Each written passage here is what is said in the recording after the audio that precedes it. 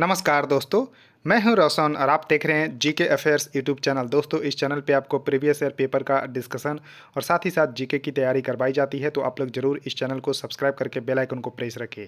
दोस्तों, आज हम लेक्चर लेकर आए हैं 26वां, जो कि जीके जीएस के रामबन का है। इसमें हम विभिन्न परीक्षाओं में पूछे गए प्रश्न को डिस्कस करते हैं, जो कि आपके लिए डीएफसीसीएल, सीजी, पीटीटीएम और एसएससी जेई में इंपॉर्टेंट होगा। इसके अलावा भी किसी एग्जाम की तैयारी कर रहे हैं तो आप ये सीरीज जरूर देख सकते हैं, क्योंकि हम इसको टीसीएस स्पेशल रखने की कोशिश करते हैं।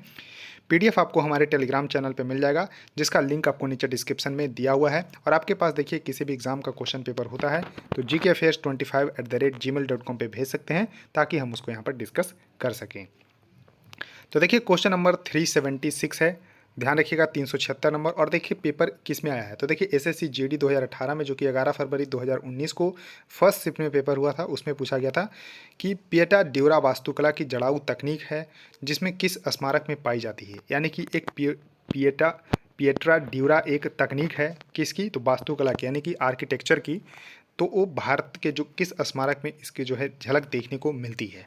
तो दोस्तों, इसका करेक्ट उत्तर होगा ए, ताजमहल। तो ताजमहल में इसका जो है झलक देखने को मिलता है, इसको जरूर ध्यान रखिएगा।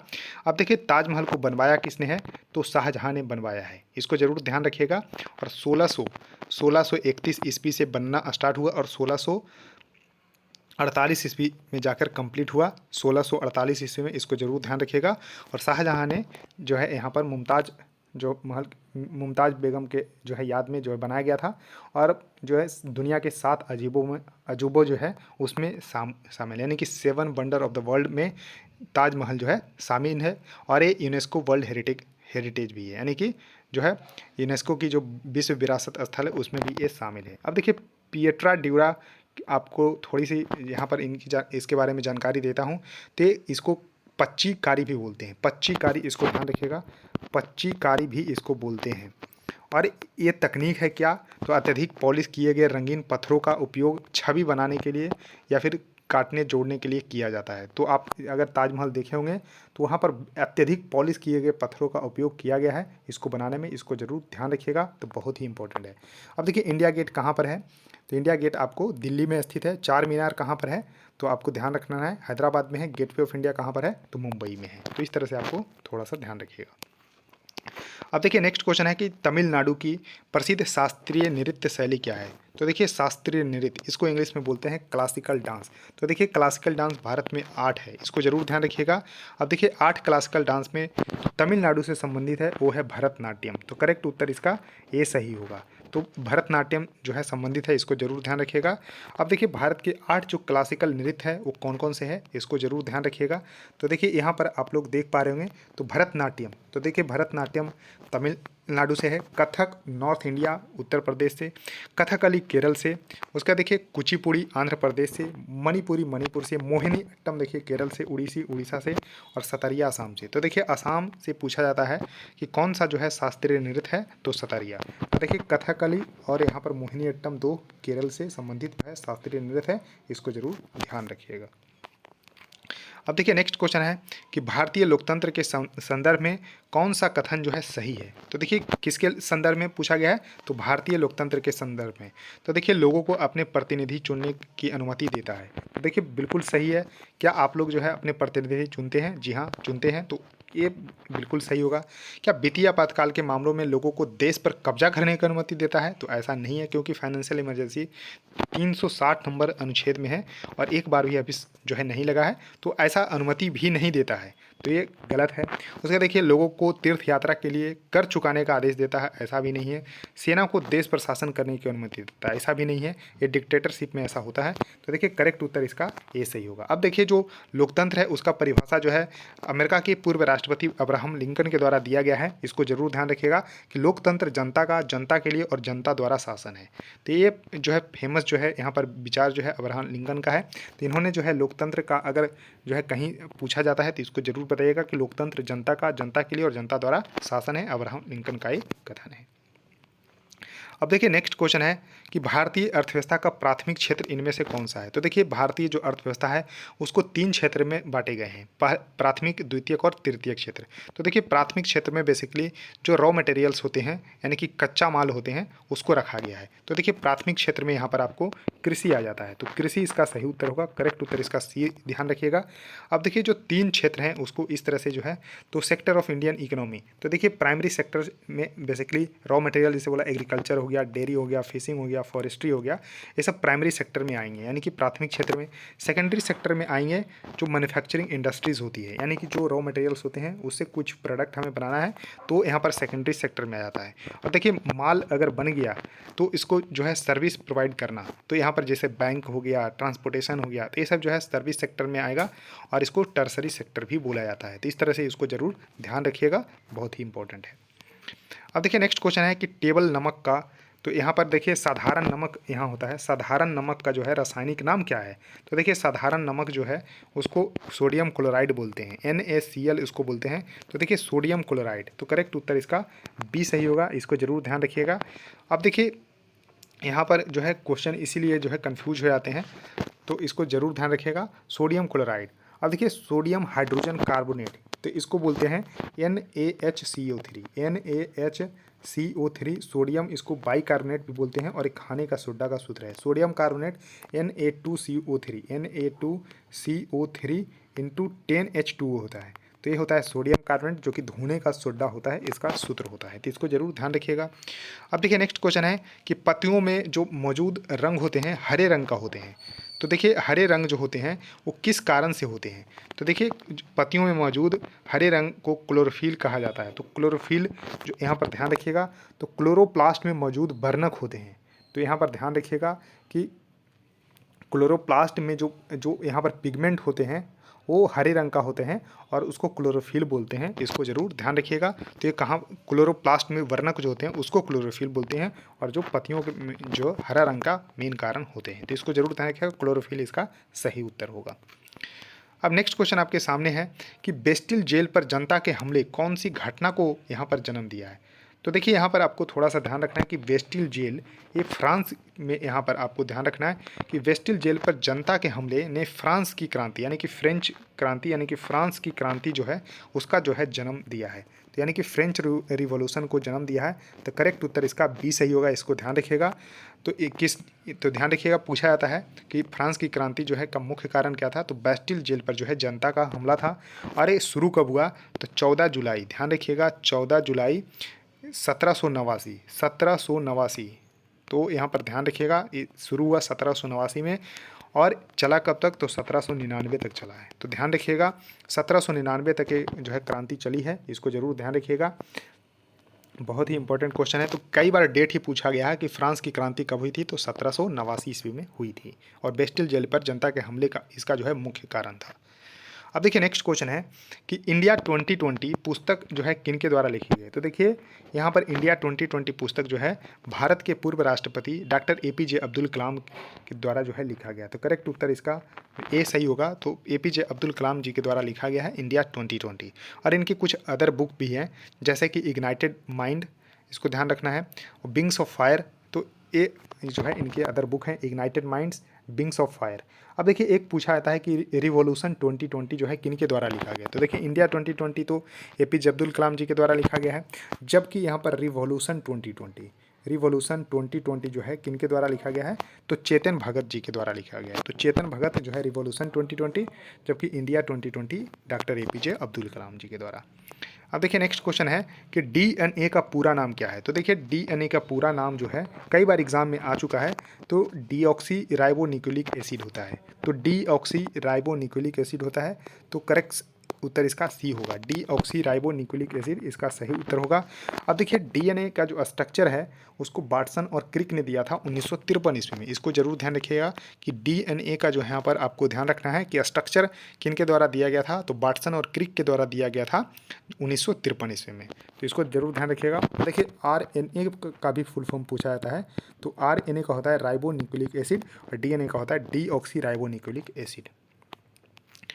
अब देखिए नेक्स्ट क्वेश्चन है कि भारत का सबसे छोटा राज्य कौन सा है और किसके अनुसार, तो क्षेत्रफल के अनुसार। तो देखिए इसमें थोड़ा सा कन्फ्यूजन होता है कि सबसे छोटा जो है सबसे बड़ा, सबसे यहाँ पर आपको जनसंख्या के अनुसार सबसे जो है बड़ा और सबसे छोटा, तो इस तरह से आपको अब कोई कन्फ्यूजन नहीं होगा। तो देखिए यहाँ पर आपको सबसे छोटा राज्य जो है जनसंख्या के अनुसार नहीं बल्कि क्षेत्रफल के अनुसार पूछा जाता है। तो देखिए सबसे बड़ा अगर जो है यहाँ पर राज्य होता है तो राजस्थान है। तो राजस्थान जो है सबसे बड़ा है क्षेत्रफल के अनुसार, लेकिन सबसे छोटा है गोवा। तो गोवा वाले बीच पे अगर जाना है तो यहाँ पर छोटा छोटा कपड़ा पहन के जाइएगा, तो क्योंकि वहाँ पर आबादी जो है बाहर से आते हैं, तो इसलिए जो है आपको ध्यान रख लेना है। तो आबादी जो है यहाँ पर है आबादी, तो सिक्किम का आबादी जो है सबसे कम है। तो भारत में अगर ध्यान रख लेना है तो सिक्किम का आबादी यहाँ पर सबसे कम है और गोवा क्षेत्रफल में सबसे छोटा है। अब देखिए सबसे छोटा है तो इसकी क्षेत्रफल पूछा जाता है, तो 3702 किलोमीटर स्क्वायर इसकी एरिया है।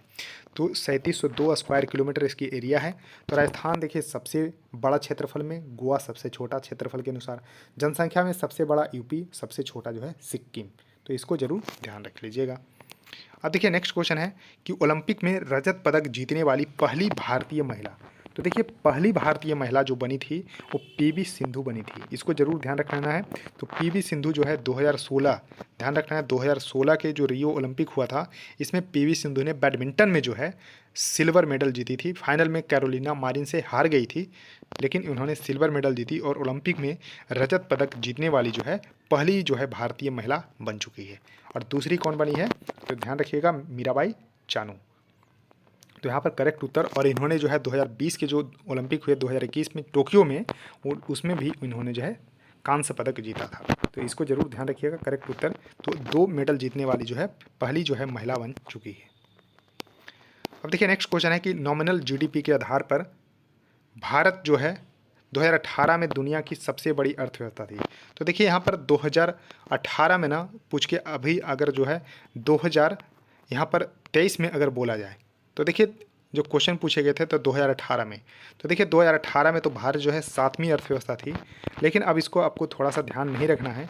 अभी अगर आपसे पूछा जाए कि नॉमिनल जीडीपी के आधार पे भारत जो है 2023 में जो है दुनिया की कौन सी अर्थव्यवस्था है, तो ये 5वीं सबसे बड़ी अर्थव्यवस्था है। और देखिए 15 अगस्त के जो स्पीच नरेंद्र मोदी जी के द्वारा दिया गया, प्रधानमंत्री के द्वारा, उसमें बताया गया कि 2027 तक भारत जो है दुनिया की तीसरी सबसे बड़ी अर्थव्यवस्था बन जाएगी। तो इसलिए क्वेश्चन मैंने शामिल किया है। तो इसको जरूर ध्यान रखिएगा कि भारत जो है 2018 में 7वीं नंबर पे था, 2023 में अभी 5वें नंबर पे है, और 2027 में जो है भारत दुनिया की तीसरी सबसे बड़ी अर्थव्यवस्था बन जाएगी। तो इसका करेक्ट उत्तर होगा डी, 7th होगा। लेकिन इसको जो है आप लोग अपने नोटबुक में नोट डाउन कर लीजिए कि 2023 में जो है भारत जो है 5वीं नंबर पे है।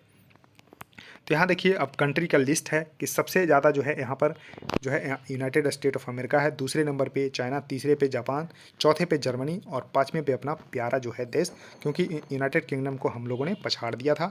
अब देखिए जो है IMF के द्वारा जो है दिया गया है कि इतना जो है आपको ध्यान रखना है 3.7 ट्रिलियन इकोनॉमी है। वर्ल्ड बैंक के द्वारा 3.3 दिया गया है। तो इसको इस तरह से यूनाइटेड नेशन के द्वारा 3.02 है। तो यहाँ पर आपको थोड़ा सा इसको डेटा जरूर ध्यान रख लीजिएगा।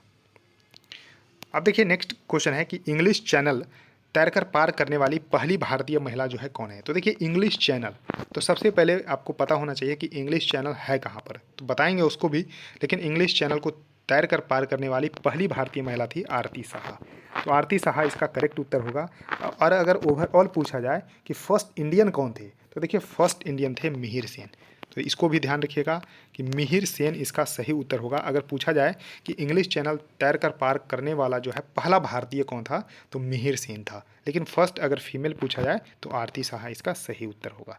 अब देखिए इंग्लिश चैनल आपको देखने को मिल जाएगा यहाँ पर, यहाँ आपको देखने को मिल रहा है इंग्लैंड है, और यहाँ पर देखिए वेल्स है। तो इक्वल जो है इसको पूरा मिला के बोला जाता है इंग्लैंड, वेल्स, स्कॉटलैंड और नॉर्दर्न आयरलैंड को मिलाकर जो है यूके बोला जाता है। इसको ध्यान रखिएगा।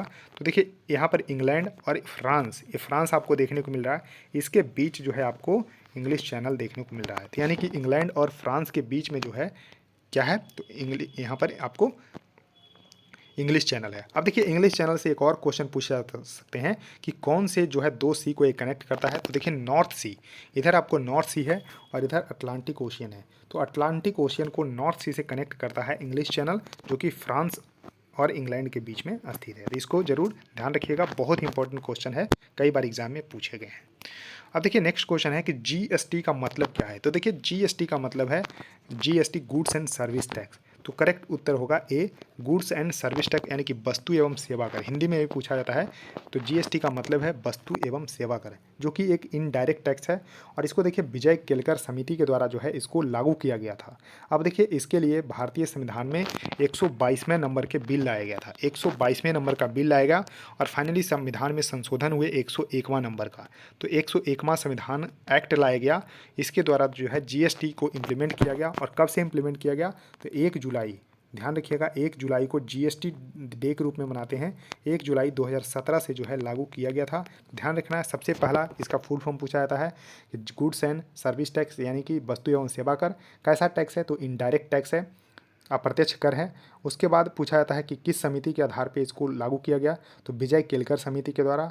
कितने नंबर का बिल लाया गया? 122वें नंबर का बिल लाया गया था भारतीय संविधान में संशोधन करने के लिए। और 101वां जो है एक्ट पास हो गया। जब देखिए, क्योंकि सभी बिल पास नहीं होते, इसलिए बिल जो है नंबर बड़ा होता है और एक्ट जो है बन जाती है वो छोटा होता है। तो यानी कि 122वां नंबर का बिल, 101वां नंबर का संविधान संशोधन जो है एक्ट पारित किया गया और 1 जुलाई 2017 से जो है लागू हो गया। और 1 जुलाई को जीएसटी डे के रूप में जो है हम लोग मनाते हैं। तो इसको ज़रूर ध्यान रख लीजिएगा। अब देखिए नेक्स्ट क्वेश्चन है कि भारत में एक प्रमुख लौह अयस्क बेल्ट है। तो देखिए लौह अयस्क बेल्ट यानी कि क्षेत्र जो है कौन सा है? तो देखिए यहाँ पर जो है आपको एक लौह प्रमुख, तो प्रमुख पूछा जा रहा है। तो देखिए यहाँ पर आपको ध्यान रखना है कि उड़ीसा झारखंड जो क्षेत्र है, यानी कि उड़ीसा झारखंड बेल्ट है, ये मेजर आयरन ओर बेल्ट है इंडिया में। अब देखिए जो आयरन ओर बेल्ट है ये आप इस तरह से देख पा रहे होंगे। तो भारत का मैप है, यहाँ पर जो है 4 जो है क्षेत्र है आयरन ओर का, जहाँ पर देखिए उड़ीसा झारखंड बेल्ट नंबर 1 पे है। उसके बाद देखिए दुर्ग बस्तर चंद्रपुर बेल्ट है, यहाँ पर आपको देखने को मिल रहा होगा। उसका देखिए महाराष्ट्र गोवा बेल्ट है, यह ब्लू कलर का है। उसका देखिए बेल्लारी चित्रदुर्ग और चिकमंगलुरु टुमकुर बेल्ट है, ये आपको यहाँ पर कर्नाटक यहाँ पर आपको देखने को मिल रहा होगा। तो इस तरह से थोड़ा सा इसको ध्यान रख पाएंगे कि ये 4 बेल्ट जो है मुख्यतः है। तो यहाँ पर लेकिन जो यहाँ पर प्रमुख है वह है उड़ीसा झारखंड बेल्ट, जो कि क्वेश्चन का आंसर था। इसको जरूर ध्यान रखिएगा। तो दोस्तों इस वीडियो में इतना ही। आई होप आपको इस सीरीज़ बिल्कुल पसंद आ रही होगी। तो देखिए लाइक जरूर करिए और वीडियो को जितना हो सकता है शेयर करिए अपने दोस्तों के साथ और चैनल को सब्सक्राइब करके बेल आइकन को प्रेस करिए। सो थैंक यू दोस्तों, इस वीडियो में इतना ही। धन्यवाद।